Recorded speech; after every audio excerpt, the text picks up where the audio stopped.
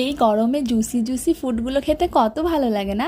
আজকে ছিল একাদশী আর আমরা চলে গেছিলাম দোকানে টাটকা টাটকা ফল আর কিছু সবজি কেনার জন্য। যদিও বা তোমাদের দাদা ভাই মায়াপুরের সবজি বাজার থেকেই সব সবজি কেনে, কিন্তু বাজারে ঠিক বাকুইটটা পাওয়া যায় না। আর একাদশীর দিনকে বাকুইটের রুটি খেতে ভালো লাগে, তাই আমরা মন্দির থেকে আসার পথে ইসকনের পাশেই দোকান থেকে বাকুইট কিনে এনেছিলাম। সকালে তো আলু ভাজা, কলা সাবু মাখা আর কিছু ফল দিয়েই খেয়ে নিয়েছিলাম। আর দুপুরবেলার জন্য দেখো বাকুইটটা গুলিয়ে রেখেছিলাম আর এটা দিয়েই রুটি বানাবো, আর সাথে একটু আলুর সবজি আর সাবুর পায়েস। আর আজকে না আমার বাকুইটের রুটিটা একদম দেখতে ভালো হয়নি। আমার ফ্রেন্ডরা না ওরা খুব সুন্দর বানায়, মাঝে মধ্যে ভাবে গিয়ে একটু শিখে নেব, কিন্তু সেটা আর হয়ে উঠছে না। আর এদিকে দেখো আমরা যে তরমুজটা কিনে এনেছিলাম, তরমুজটা তো ভেতরটা একদমই সাদা। তরমুজ কিন্তু একদম লাল টকটক হলে দেখতে খুব ভালো লাগে আর খেতেও খুব ভালো লাগে। তো আমার তো রান্না বান্না মোটামুটি কমপ্লিট হয়ে গেছে, এবার খেতে দেওয়ার পালা। আর আমার না এরকম সাজিয়ে গুজিয়ে সুন্দর করে খেতে দিতে বড় মশাইকে খুব ভালো লাগে, আর খেয়ে যখন বলবে টেস্টি হয়েছে তখন তো আরোই বেশি ভালো লাগে।